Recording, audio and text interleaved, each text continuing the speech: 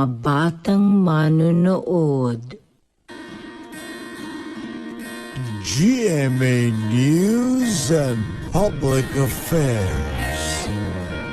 Walang kinikilingan, walang pinoprotektahan, walang kasinungalingan, serbisyo totoo lang. Sa ikalawang taong anibersaryo ng rescue, ang maximum pagresponde ng Davao Central 911.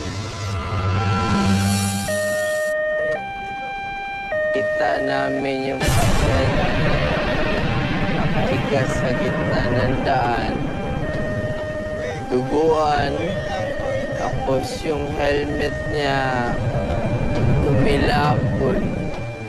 So, malakas talaga yung pagkapalo ng ulo sa simento.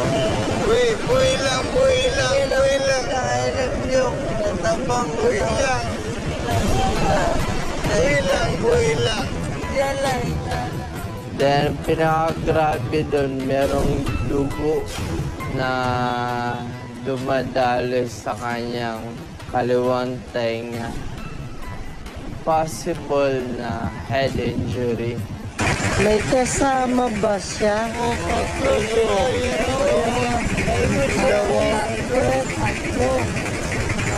Nakaangkas. Ito mamaneho. Yan ang nagmamaneho. Flash flood na sumira sa tahanan ng may 12,000 pamilya. Gugunitain.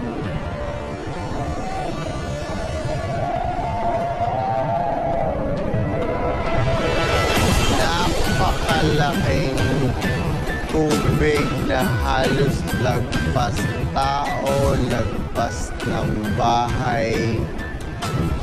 So, hindi na kami nakapasok talaga dun sa pinaka-main na mga barangays. Tinangay na kami. Tinangay na kami ng alon. Ang lakas talaga ng tubig yun.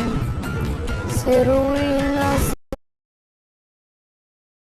sabi ko ba, sabi nila patering. Hindi ko alam sa ano gagawin ko doon sa nangyari. Pagkabi!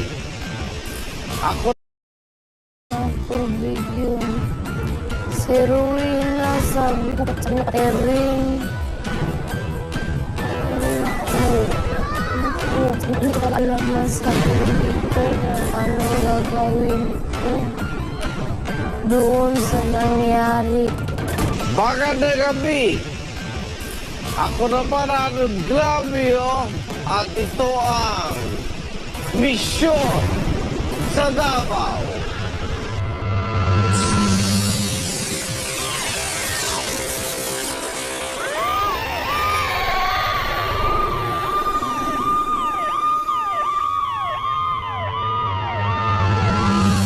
Setyembre ng taong 2002, formal pong binuo dito sa Davao ang Central Communication and Emergency Response Center.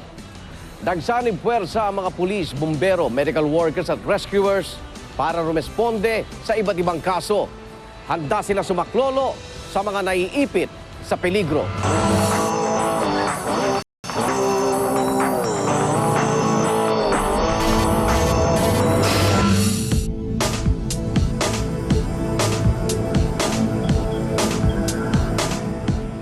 Meron tawag sa amin na meron daw vehicular accident sa may bandang Makada. So, ito ka sa around